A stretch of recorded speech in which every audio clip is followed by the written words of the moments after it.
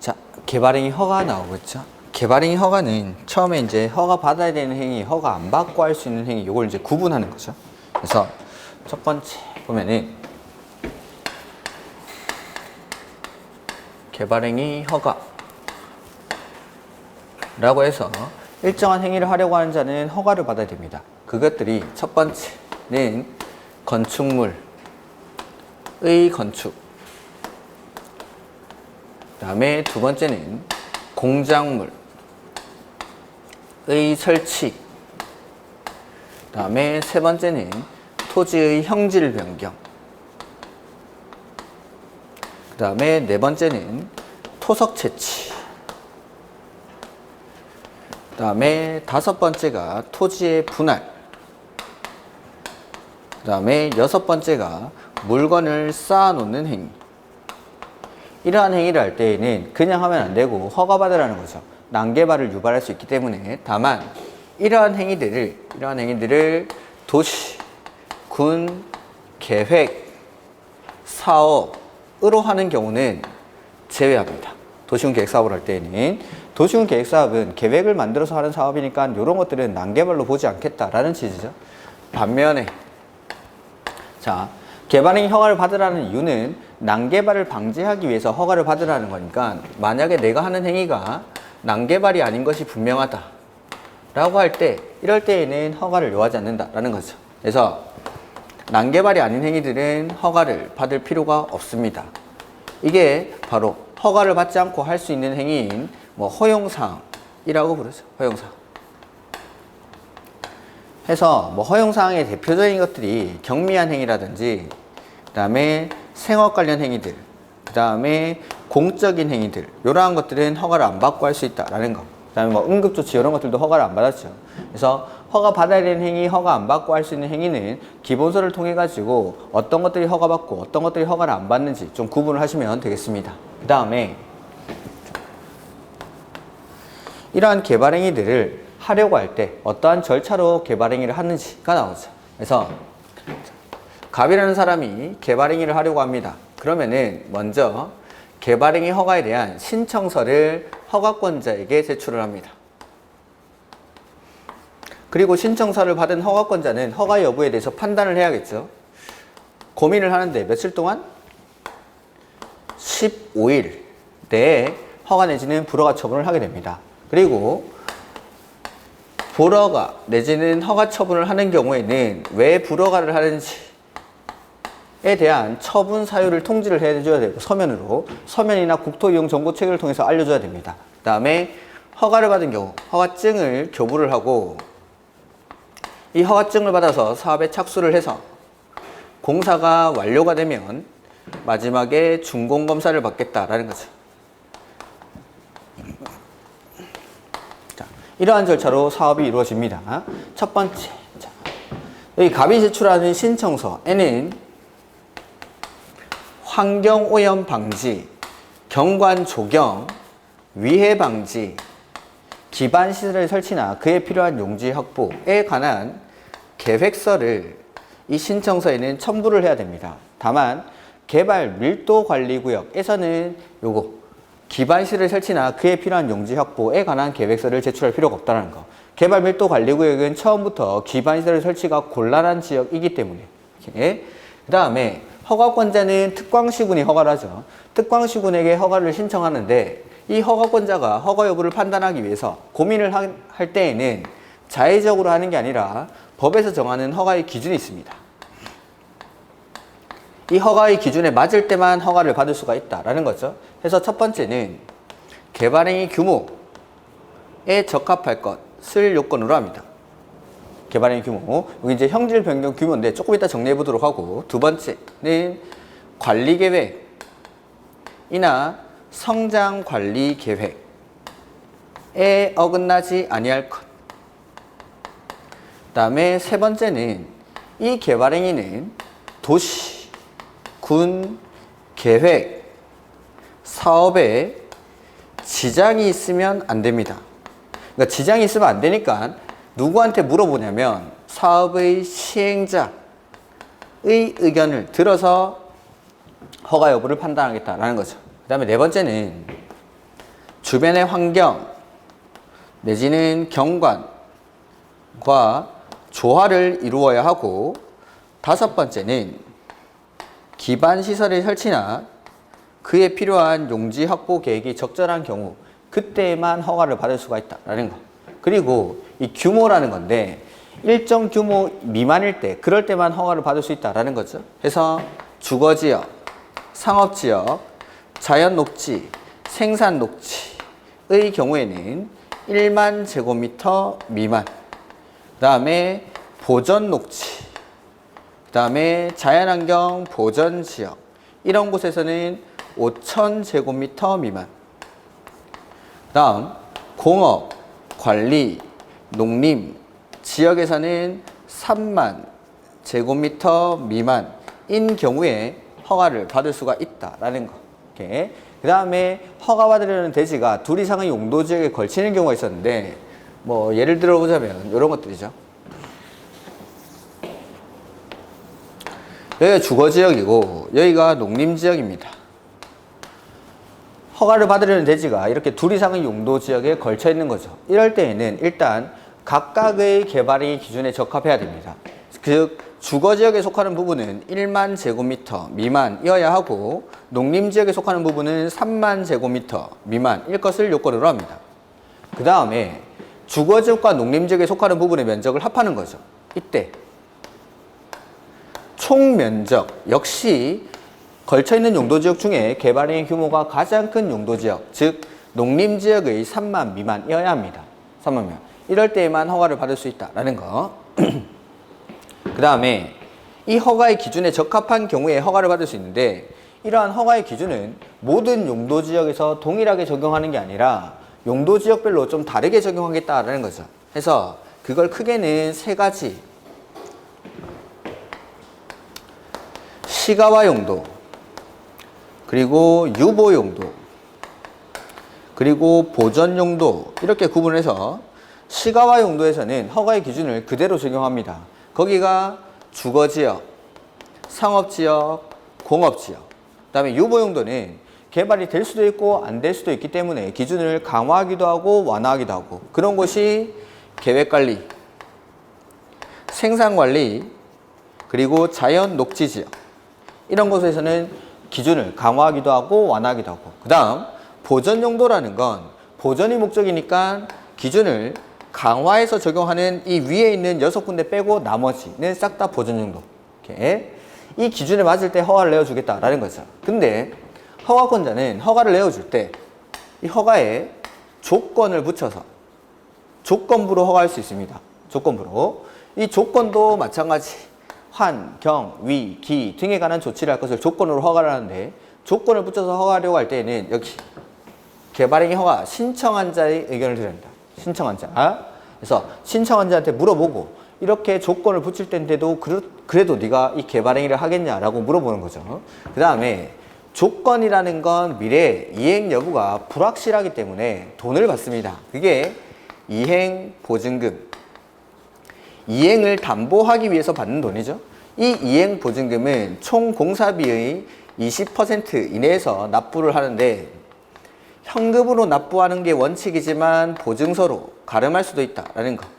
그리고 이행 여부가 확실한 공공에게는 이행보증금을 예치하게 하지 않는다라는 거죠. 이게 이행보증금. 해서 허가증을 받아서 공사에 착수해서 공사가 완료되고 나면 준공검사를 받는데, 이 준공검사는 건축물의 건축, 공작물의 설치, 토지의 형질 변경, 토석 채취, 이런 행위들은 준공검사를 받지만 토지의 분할이나 물건을 쌓아놓는 행위는 준공검사를 요하지 않습니다. 이렇게. 요게 이제 개발행위 허가의 절차이죠. 그 다음 개발행위 허가 제한이라는 게 있습니다. 개발행위 허가 제한. 그래서 개발행위 허가 제한. 자, 제한이 나오면 항상 나와야 되는 게 왜 제한하는지. 첫 번째는 제한하는 사유가 나옵니다. 이러한 사유가 있을 때에만 허가를 제한할 수 있다라고 해서, 첫 번째, 녹지지역이나 계획관리지역에서 수목이 집단적으로 자라고 있거나 조수류 등이 집단적으로 서식하는 지역 내지는 우량 농지로서 보존할 필요가 있는 지역. 두 번째는 개발 행위로 해서 주변의 환경, 경관, 미관, 문화재 등이 크게 오염되거나 손상될 우려가 있는 지역.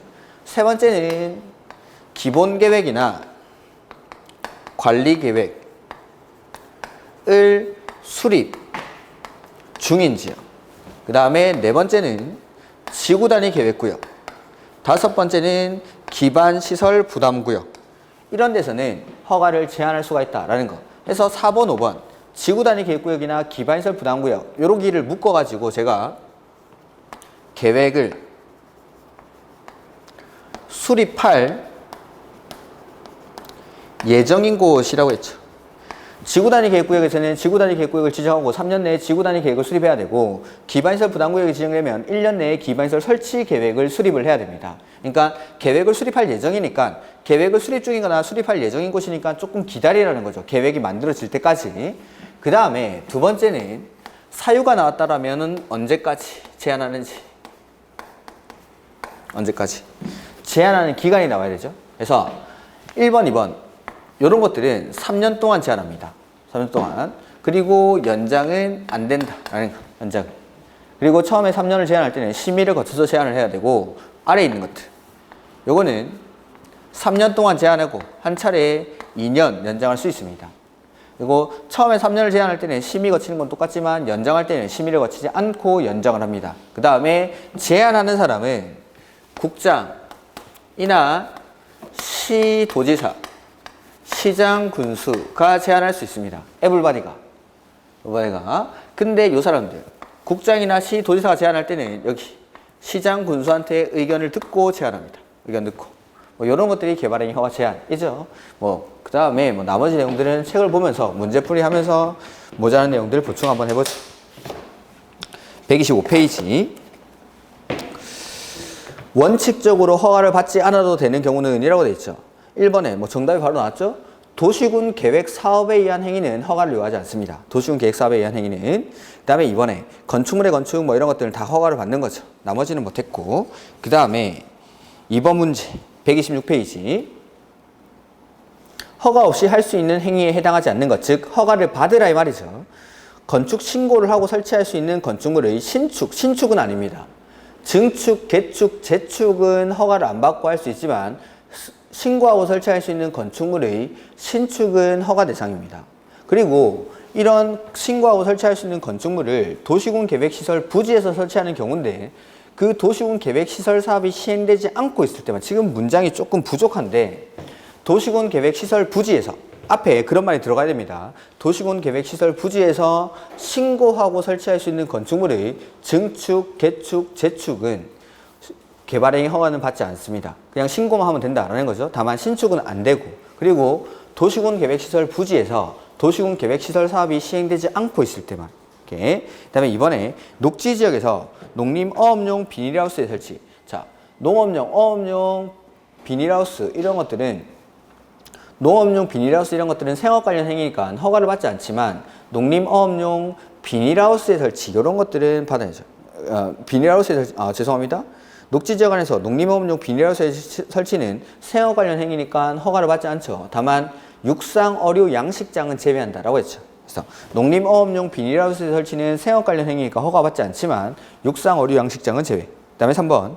조성이 완료된 기존 대지에 건축물이나 그 밖에 공작물을 설치하기 위한 토지의 형질 변경. 그러니까 깎고 쌓고 다지고 포장하고 다 하고 나서 건물 짓다 보니까 조금 수정해야 될 내용이 있어서 하는 형질 변경. 이런 것들은 경미한 사항이기 때문에 허가를 받지 않습니다. 다만 가로 안에 보시면 절토나 성토는 제외한다는 거. 그 다음에 4번. 도시군 계획 사업에 의한 토속 지시. 도시군 계획 사업이니까 허가를 받지 않죠. 그 다음에 재해복구나 재난 수습을 위한 응급조치 역시 허가받지 않습니다. 다만 응급조치는 하고 나서 1개월 내에 신고를 해야 되죠. 그 다음에 3번. 허가를 받아야 한다. 틀린 것. 허가 안 받고 하는 행위를 고르라는 거죠. 경작을 위한 토지의 형질 변경인데 지목 변경을 수반하면은 허가를 받아야 됩니다. 그래서 경작을 위한 토지의 형질 변경은 생업 관련 행위이기 때문에 원칙을 허가를 받지 않지만 첫 번째, 주변 토지의 관계, 배수, 농작업에 영향을 미치는 경우. 두 번째는 재활용 골재, 사업정의 폐토양, 무기성 온이 등 토양 오염이나 수질 오염을 우려할 토양 오염이나 수질 오염의 우려가 있는 토사 등을 이용해서 성토하는 경우.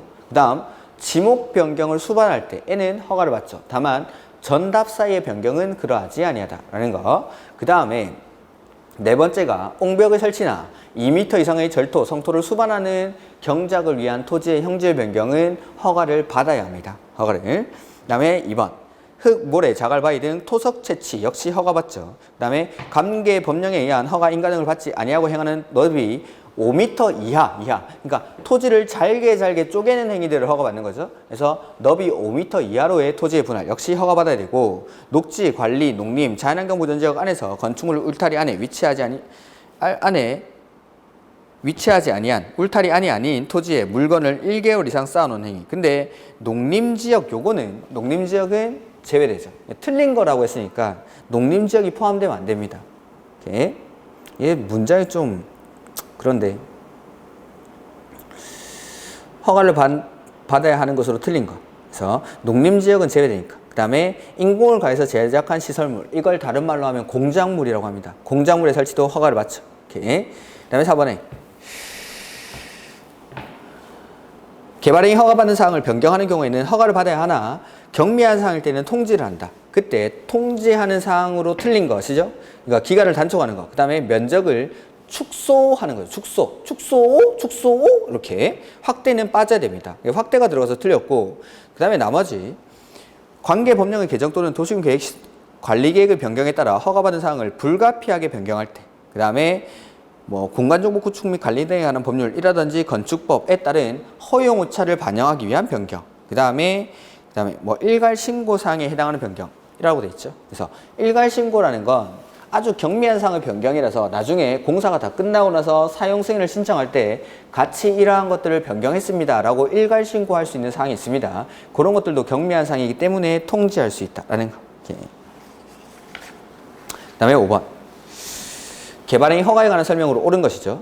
비행정청이 행한 재해 복구나 재난 수습을 위한 응급조치는 허가를 받아야 한다. 아닙니다.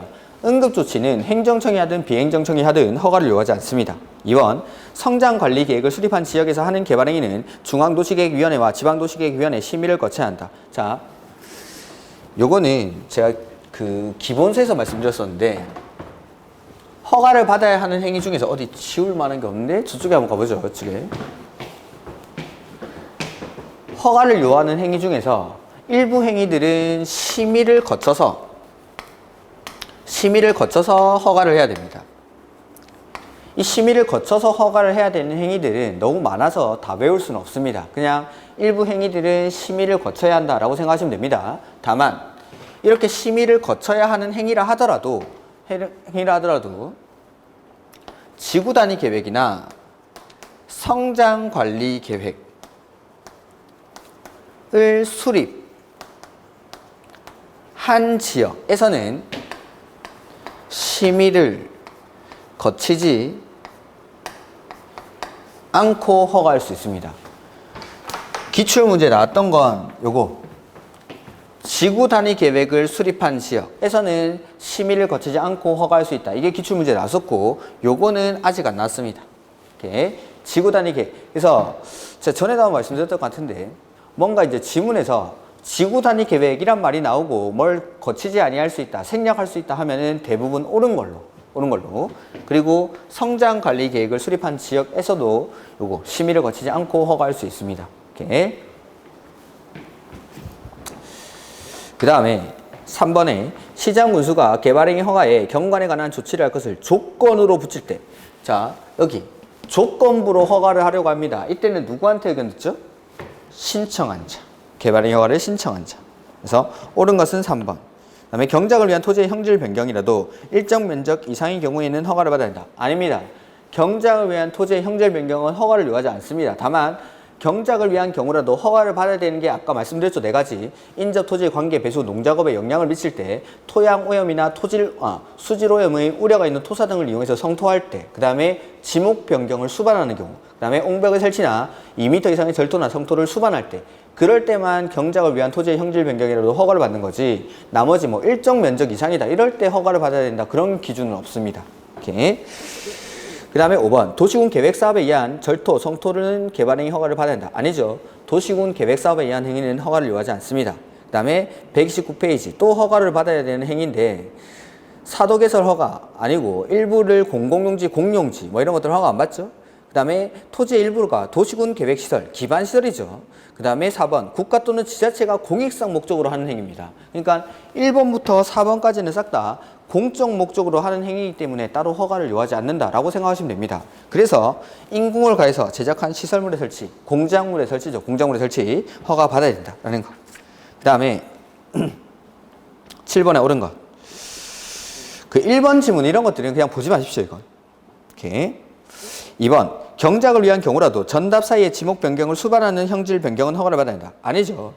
경작을 위한 경우일 때 토지의 형질 변경, 경작을 위한 토지의 형질 변경이라도 지목 변경을 수반하는 경우에는 허가를 받아야 한다. 다만 전답 사이의 변경은 그러하지 아니하다. 즉 전답 사이의 변경일 때는 허가를 요하지 않습니다. 2번 허가가 필요한 개발행위라도 용도 지역이 지정되지 아니한 지역에서는 허가를 받지 않아도 된다가 아니고 용도 지역이 지정되지 않았을 때는 자연환경 보전 지역의 기준에 따라서 허가 여부를 판단을 해야겠죠. 그 다음에 4번 허가관청이 조건을 붙여 개발행위 허가하는 것은 허용되지 않는다. 아닙니다.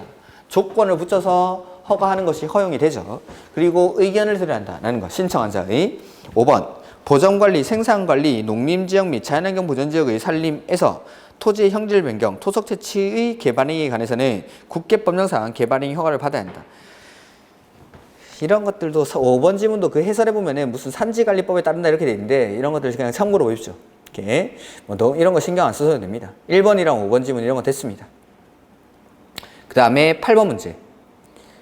도시군 계획사업에 의하지 아니하고 일정한 개발행위를 하는 경우 허가에 관한 설명이다. 옳은 것. 자, 도시군 계획사업이 아니라고 전제를 깔아놨죠. 1번에 단축하는 경우에는 허가를 받아야 된다.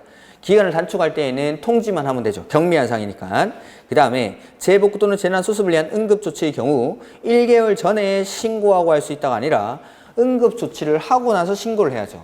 재해가 1개월 이후에 발생할지 어떻게 알 수 있습니까? 1개월 이에 지진이 나니까 좀 있으면 응급조치하겠습니다 라는 걸 미리 신고를 해놓는 거 말이 안 되는 겁니다. 3번 공유수면을 매립하는 행위는 허가를 받아야 한다.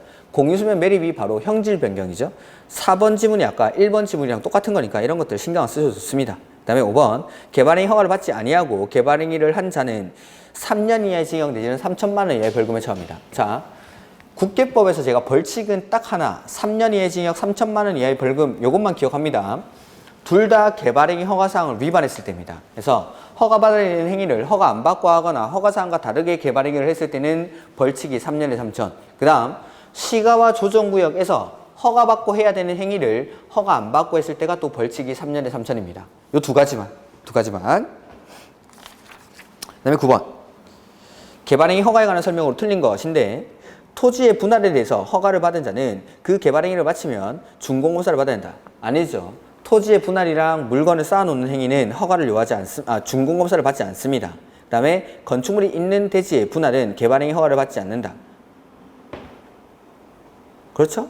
건축물이 있는 대지의 분할 이거는 개발행위 허가 대상 역시 개발행위 허가 대상인 토지의 분할이라는 건 건축물이 없는 대지를 말하죠. 건축물이 없는 대지. 건축물이 있는 대지는 건축법에서 규정을 합니다.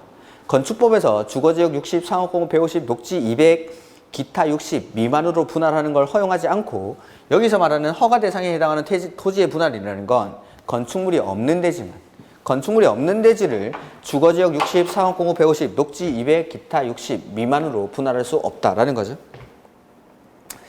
그 다음에 3번에 개발행위 허가를 하는 경우 미리 허가 신청자의 의견을 들어 조건을 붙여서 허가를 할 수 있다. 해서 조건 붙여서 허가할 때는 신청한 자의 의견을 들어야 되고 그 다음에 4번 도시군 관리계획을 시행하기 위한 도시개발사업에 의해서 건축물을 건축하는 경우에는 허가를 안 받죠. 도시군 계획사업으로 하는 행위니까. 그 다음에 5번 녹지, 관리, 농림 및 자연환경 보전지역 안에서 관계 법령에 따른 허가, 인가 등을 받지 아니하고 행하는 토지의 분할 역시 허가를 받아야 됩니다. 이렇게 다른 법률에서 허가 안 받았으면 개발행위 허가를 받으라는 거죠. 그 다음에 10번 틀린 것. 관계 법령에 따른 허가 인가 등을 받지 아니하고 행하는 너비 5m 이하로 토지 분할은 허가를 받지 않아도 된다가 아니라 허가를 받아야 됩니다. 너비 5m 이하로 토지를 작게 분할하는 거니까 허가를 받아야 됩니다. 그래서 주거지역 60, 상호 150, 녹지 200, 기타 60 미만으로 작게 분할하는 거, 너비 5m 이하로 작게 분할할 때는 허가를 받아야 된다. 그 다음에 허가권자는 개발행위 허가를 하면서 환경오염 방지 등 조치를 할 것을 조건으로 붙이려고 할 때에는 신청한 자의 의견을 들어야 한다. 그 다음에 3번 개발행위 허가의 신청 내용이 성장관리계획의 내용에 어긋나는 경우 개발행위 허가를 하여서는 아니 된다. 그렇죠? 관리계획이나 여기 기준에 보면은 관리계획이나 성장관리계획에 어긋나지 아니할 것, 어긋나면 허가를 받을 수가 없다라는 거죠. 그 다음에 4번에 계획관리지역에서는 도시계획위원회 심의를 통해서 허가 기준을 강화 또는 완화에 적용할 수 있다. 여기 유보용도인 계획관리지역에서는 기준을 강화 또는 완화해서 적용할 수가 있죠. 그 다음에 5번 건축물의 건축에 대해 개발행위 허가를 받은 자가 건축을 완료하고 그 건축물에 대해 건축법령상 사용 승인을 받은 경우에는 따로 준공사를 받지 않아도 된다. 네, 건축법에서 준공사를 사용 승인을 받았을 때 에는 준공검사, 개발행위 허가에 따른 준공사는 따로 받지 않습니다. 이렇게. 그 다음에 허가 절차가 나오는데 틀린 것. 건축물의 건축에 대해서 개발행위 허가를 받은 후 건축물 연면적을 5% 범위 안에서 확대 변경할 때에는 변경 허가를 받는다. 네, 축소하는 건 경미한 사항이니까 허가를 요하지 않지만 확대하는 건 경미한 사항이 아니니까 허가를 받아야겠죠. 2번 특별시장, 광역시장, 시장 우수가 개발행위 허가를 하고자 하는 때에는 당해 개발행위가 도시군 계획사업의 시행에 지장을 주는지 여부에 대해서 도시군 계획사업 시행자의 의견을 들어야 한다. 여기 도시군 계획 사업에 지장이 있으면 안 되기 때문에 시행자에게 의견을 듣겠다라는 거죠. 그 다음에 3번 형질 변경이나 토속 채취가 완료된 후 비탈면에 조경을 할 필요가 있는 경우에는 이행보증금을 예치시킬 수 있다. 자, 이행보증금을 예치하게 하는 사유가 있었습니다. 이행보증금을 예치하게 하는 사유. 요걸 굴, 비, 발, 차, 기 이렇게 이행보증금 예치 사유인데 토지의 굴착, 비탈면의 조경, 방금 나와 있는 게 비탈면의 조경, 그 다음에 토석의 발파, 차량의 통행, 기반시설의 설치 이러한 사유가 있을 때 이러한 것들이 필요할 때에는 이행보증금을 예치하겠다라는 겁니다. 굴비 발차기, 토지의 굴착, 비탈면의 조경, 토석의 발파, 차량의 통행, 기반시설의 설치 이런 것들입니다. 이런 것들. 그 다음에 4번 농림지역에서는 3만 미만으로 개발행위 허가를 해야 한다. 그렇죠? 농림지역, 공업, 관리, 농림은 3만 미만. 그 다음에 5번 지자체에는 자신이 시행하는 개발행위의 이행을 보증하기 위해서 이행보증금을 예치해야 한다. 아니죠. 공공은 이행보증금을 예치하지 않습니다. 그 다음에 12번 틀린 것. 개발행위를 하고자 하는 자는 당해 개발행위에 따른 기반시설의 설치, 위해 방지, 환경오염 방지, 경관 조경 등에 관한 계획서를 첨부한 신청서를 허가권자한테 제출을 해야 되죠. 그래서 계획서를 첨부한 신청서를 제출하고 2번 특별시장, 광역시장, 시장 우수가 개발행위 허가를 하고자 하는 때에는 당해 개발행위가 도시군 계획사업에 시행에 지장을 주는지에 관해서 시행자의 의견을 들어야 한다. 3번 특별시장, 광역시장, 시장 우수는 비탈면에 조경을 할 필요가 있는 경우 이행보증금을 예치하게 할 수 있다. 기, 굴, 비, 발, 차, 기, 비탈면의 조경. 그 다음에 4번 개발행위 허가 제한은 1회에 한해서 3년 이내의 기간 동안 허가를 제한할 수 있다. 그리고 뭐 연장도 한 차례 2년 할 수가 있죠. 오케이. 그다음에 요건 뭐 그러니까 일단은 원칙은 1회에 한해서 3년 동안 제한할 수 있으니까 옳은 걸로 해놓고 나머지 틀린 게 있는지를 확인해야 됩니다. 개발행위 허가에는 기반시설 설치 등의 조건을 붙일 수가 있죠. 그러니까 조건을 붙여서 할 수 있다라는 거니까 확실한 정답이 있으니까 4번은 옳은 걸로. 오케이. 그 다음에 옳은 것.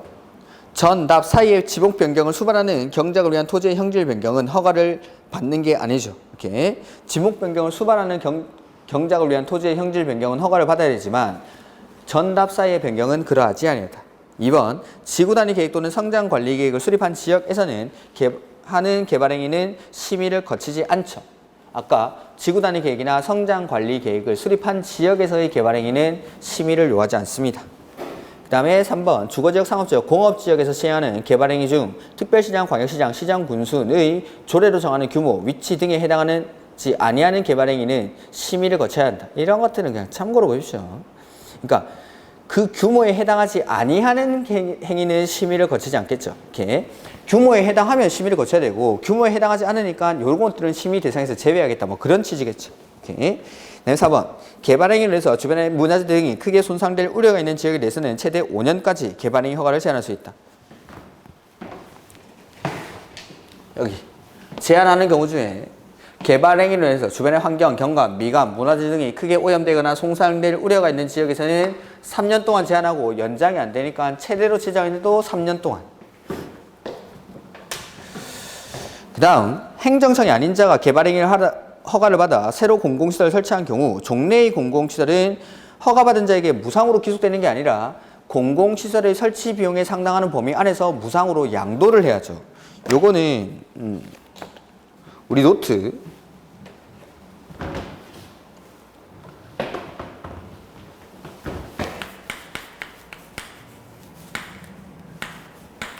16페이지 노트 16페이지 좌측 하단에 거기 적혀있는 표죠. 그래서 개발행위 허가를 받은 자가 기존의 공공시설에 대체되는 새로운 공공시설을 설치했을 때 새로운 공공시설은 무상으로 기속이 됩니다. 관리청에. 다만 종래의 공공시설은 행정청인 경우에는 무상으로 기속되지만 비행정청일 때는 새로운 공공시설의 설치 비용에 상당하는 범위 안에서 무상으로 양도를 한다. 그런 거. 이렇게. 그다음에 14번 허가 절차 2차. 137페이지 14번 건축물의 건축, 공작물의 설치 행위 중 건축법의 적용을 받는 건축물의 건축, 공작물의 설치를 하려는 자는 건축법에서 정하는 절차에 따라 신청서를 제출해야 한다. 뭐 그렇겠죠. 그 다음에 2번 특별시장, 광역시장, 시장군수는 개발행위 허가의 신청에 대해서 특별한 사유가 없는 한 15일 내에 허가 불허받은 처분을 해야 되고 그 다음에 허가 또는 불허가 처분을 하는 때에는 지체 없이 그 신청인에게 허가 내용이나 불허가 처분 사유를 서면이나 국토이용 정보체계를 통해서 알려줘야 된다. 그 다음에 농림지역에서는 5,000제곱미터 미만으로 개발행위를 해야 한다. 라는 게 아니라 농림지역은 3만 미만. 그 다음에 4번 국가 또는 지자체가 시행하는 개발행위의 경우에는 이행보증금을 예치하지 아니한다. 그렇죠? 이렇게. 그 다음에 도시군 관리계획 및 성장관리계획의 내용에 어긋나지 아니할 때 개발행위 허가를 하여야 한다. 그렇죠? 관리계획이나 성장관리계획에 어긋나지 아니할 것. 그 다음에 15번 허가 기준에 해당하지 않는 것인데 허가 기준이 뭐 요 5가지죠.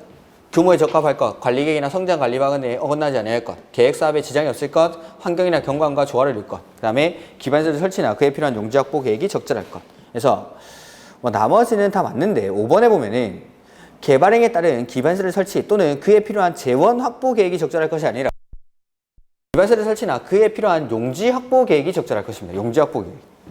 뭐 16번은 또 많이 한 거니까. 요것은 주, 상, 자, 생 1만 미만, 보전녹지나 자연환경 보전지역은 5천 미만, 공업, 관리, 농림은 3만 미만. 그래서 상업지역은 1만 미만이어야죠. 1만 미만.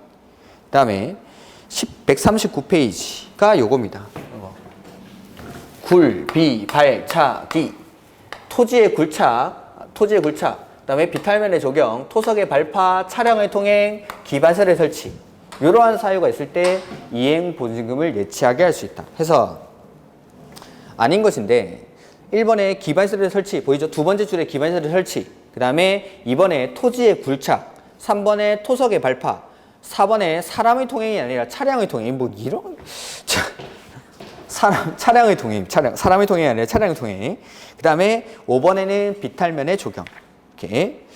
그 다음에 허가 기준을 강화 또는 완화하여 적용할 수 있는 유보용도 지역에 해당하는 것. 유보용도 지역은 여기 계획관리, 생산관리, 자연녹지 중에 하나 찾으라는 거죠. 그래서 자연녹지가 정답. 그 다음에 성장관리계획이 나오는데 성장관리계획부터는 다음 주에 하도록 하겠습니다. 성장관리계획부터. 자, 코로나 때문에 좀 많이 힘드실 텐데 어디 돌아다니지 마시고 공부에 집중하시고 이렇게 참 학원을 왔다 갔다 하다 보니까 집중하기 되게 힘드시죠. 그래서 그런 마음은 충분히 이해하지만 이런 짓 내년에 또 하면 안 되니까 올해 어떻게든 끝내도록 노력을 하시기 바랍니다. 자, 오늘 수고 많으셨고 다음 주에 뵙도록 하겠습니다. 수고하셨습니다.